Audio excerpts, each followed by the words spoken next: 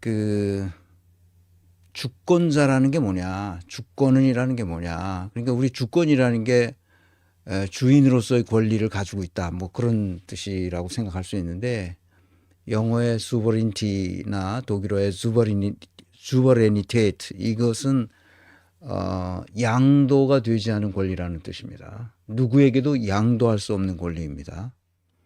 그러니까 대한민국의 주권은 국민에게 있고 모든 권력은 국민으로부터 나온다 얘기했을 때 그 주권은 양도가 되지 않는 겁니다.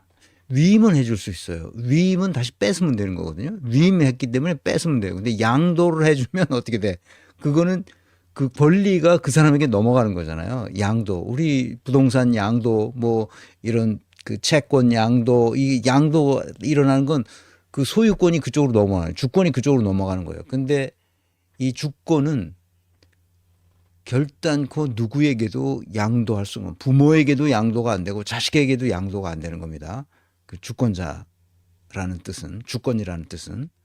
그렇기 때문에 어제 그 탄핵소추가 가결된 나는 결국 국민의 힘으로, 주권자의 힘으로 이뤄낸 엄청난 일이다, 저는 그렇게 생각하죠. 그래서 진정한 민주주의를 이제부터 시작해야 됩니다. 그래서 저는 그날 탄핵소추안이 가결되고 나서 바로 그 촛불 집회에 이재명이 나가서 한 6분간 연설한 게 있어요. 그게 핵심이라는 거야. 내가 그걸 듣고 역시 이재명이다. 그래서 그걸 들려주고 싶어서 제가 이걸 켰습니다. 자, 한번 들어보겠습니다. 존경하는 국민 여러분, 여러분이 이 나라의 주인임을 증명하고 계십니다. 1차전의 승리를 축하드리고 감사드립니다. 그러나 국민 여러분, 이제 겨우 작은 산 하나를 넘었을 뿐입니다. 우리 앞에 더 크고 험한 산이 기다리고 있습니다. 우리가 오늘 잠시 이렇게 우리의 승리를 자축하지만 그들은 국민이 주인인 나라를 부정하고 끊임없이 다시 자신들이 지배하는 나라로 되돌아가고자 획책하고 있습니다. 우리가 힘을 합쳐 그들의 반격을 막아내고 궁극적 승리를 향해 서로 손잡고 함께 나아가야 하지 않겠습니까? 역사 속에서도 그리고 우리의 근현대사에서도 언제나 우리 국가 공동체를 위기에 빠뜨린 것은 기득권자들이었습니다. 위기에 빠진 나라를 구한 것은 언제나 흰옷 입은 그 어려운 민들, 그리고 이 나라의 서민과 국민들 아니었습니까?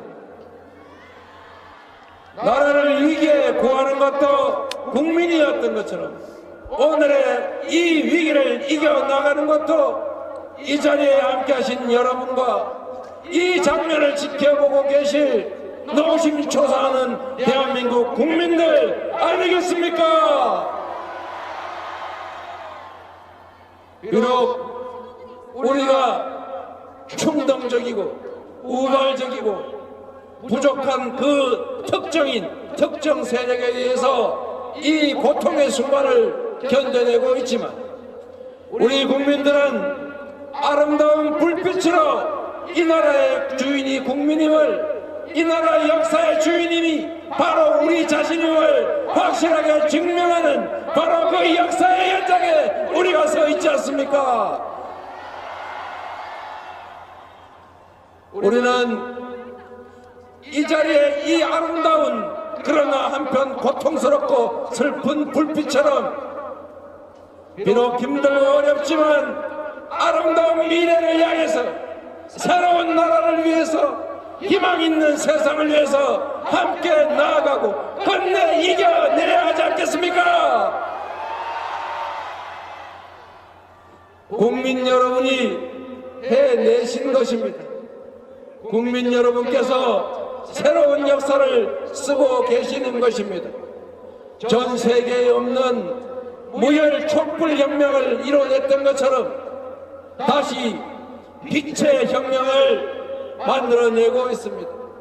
우리가 민주주의의 건강함을, 대한민국 국민이 얼마나 위대한가를 우리가 이번에 확실하게 전 세계에, 온 세상에 보여줍시다, 여러분. 이제 또 큰 고개가 기다리고 있습니다. 그들은 포기하지 않습니다. 그들이 작은 이익을 위해 우리 대한민국 5,200만 국민을 고통과 환란에 빠뜨리고 있습니다. 양심이 있다면 이 대명천지에 그 어처구니 없는 계엄령을 선포하지는 않았을 것입니다. 이제 다시 갈등과 대결이 시작될 것입니다. 여의도 안에서의 싸움이 현장의 충돌로 확장될 것입니다. 우리가 자중하고, 그러나 지금 이 순간 승리를 자축하며 헤어질 것이 아니라 신속하고 엄정한 책임, 윤석열에 대한 파면 처분이 가장 빠른 시간 내에 이루어질 수 있도록 우리가 계속 함께 싸워야 하지 않습니까? 마지막으로 국민 여러분, 사과의 말씀과 함께 다짐의 말씀을 드리겠습니다. 지난 촛불혁명으로 세상이 바뀌는 줄 알았지만 권력은 바뀌었는데 왜 나의 삶은 바뀐 게 없느냐, 이 사회는 왜 바뀌지 않았느냐, 그렇게 질타하신 분들을, 그 많은 국민들의 따가운 질책을 기억하고 있습니다. 이제는 새로운 민주주의, 국민이 직접 참여하는 현장의 미래 같은 민주주의를 시작해 봅시다.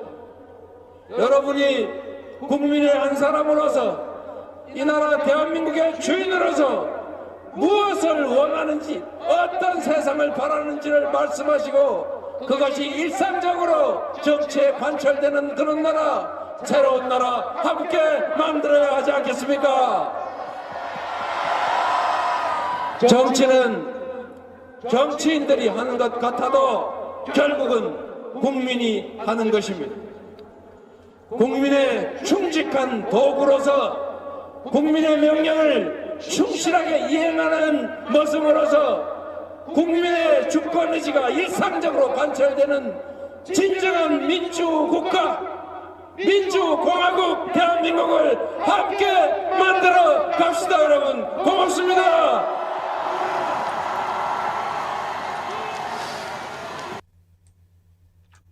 네, 잘 들으셨죠?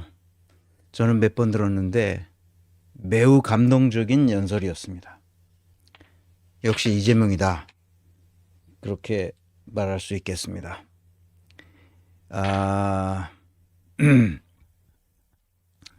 지금 이 얘기가 그 감동적인 것보다도 중요한 것은 이재명은 계속 그 정치에 나오기 전서부터 이 생각을 하고 있었던 거예요. 일관성 있게 계속 똑같은 얘기를 합니다. 단어를 달리 바꿔 쓰지만 그러나 그 얘기 들어보면 결국은 진정한 민주주의예요. 진정한 민주주의란 뭐냐?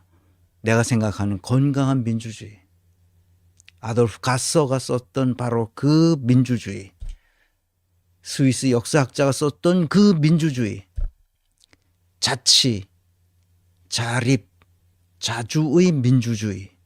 그 민주주의를 생각하는 겁니다. 국민이 직접 참여하는 민주주의. 우리가 생각하지 못했던 새로운 민주주의를 해야 되겠다. 그런 얘기를 지금 그렇게 하는 겁니다. 직접 민주주의 체제. 국민이 원하는 것을 반영해서 하는 민주주의. 지금 국민이 원하는데도 원하는 대로 되지 않고 국가를 말아먹은 자들은 항상 기득권 세력이었고 그것을 바로잡는 것은 민중이었다는 거예요. 그러니 그렇게 하지 말고 직접 민주주의를 하자 그러는 거예요 지금. 스위스처럼 독일처럼. 독일은 연방 차원에서는 민주주의를 하지 않습니다. 연방 차원은 아니고 그 주 차원에서는 다 직접 민주주의 체제를 갖추어 있어요. 스위스는 이제 연방에서도 직접 민주주의가 있고 지방 자치단체에서도 민주주의가 있고 칸톤에서도 민주주의가 있습니다. 마을 자치가 계속 이루어지기 때문에 그런 거죠. 그래서 이재명이 뜨거운 시민적 지지를 지금까지 받고 있기 때문에 이 윤석열을 포함한 정적들이 가장 무서워하는 것은 이재명이란 말이에요. 언제든지 제거해야 할 대상으로 하다못해 목에 칼을 찔러서라도 제거하려고 했던 게 바로 이 국힘당 세력이죠. 그래서 왜 이렇게 지지를 받는가? 이재명은 우리가 그것을 알아야 됩니다. 그게 바로 뭐냐? 진리의 길 위에 서 있기 때문입니다. 진리의 길 위를 걸어가고 있기 때문에 이제는 직접 민주주의를 할 때가 되었다고 말하는 겁니다. 그런데 아직도 정신 못 차리는 사람들이 있죠. 이런 걸 주장하는 사람이 있습니다. 일반 법원과 헌법재판소는 완전히 다른 재판을 하는 거예요. 같은 재판이지만 내용이 완전히 다르는 거예요. 헌법재판소법의 51조에 이렇게 돼 있어요. 심판 절차의 정지. 그러니까 그 헌법재판소법입니다. 피청구인에 대한 탄핵 심판 청구와 동일한 사유로 형사소송이 진행되는 경우에는 재판부는 그러니까 헌법재판소의 재판부는 심판 절차를 정지할 수 있다. 이렇게 돼 있어요. 정지할 수 있다. 정지해야만 한다는 게 아니라 그러니까 형사재판과 헌법재판은 완전히 다른 길이에요. 투 트랙으로 가는 겁니다. 헌법을 위반했느냐를 따지는 거고 형사재판은 형법을 위반했느냐는 걸 따지는 거거든요. 그러니까 전혀 다른 재판이에요. 근데 이것은 그런데 어떤 꼬인 사건이 있을 수 있지. 두 개가 동시에 하기 전에 이 헌법재판관들이 보기에 형사재판이 끝나면 그걸 보고 헌법재판을 하겠다는 경우도 있을 수 있으니까 그건 그렇게 하자는 것을 법으로 정해놓은 거죠.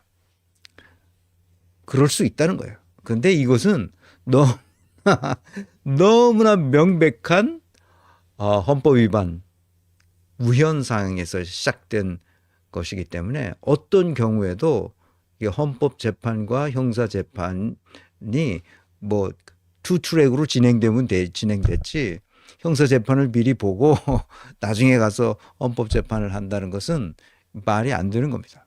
어쨌든 간에 그래서 지금 국힘당 애들의 일부는 좀 그러고 있는 것 같습니다.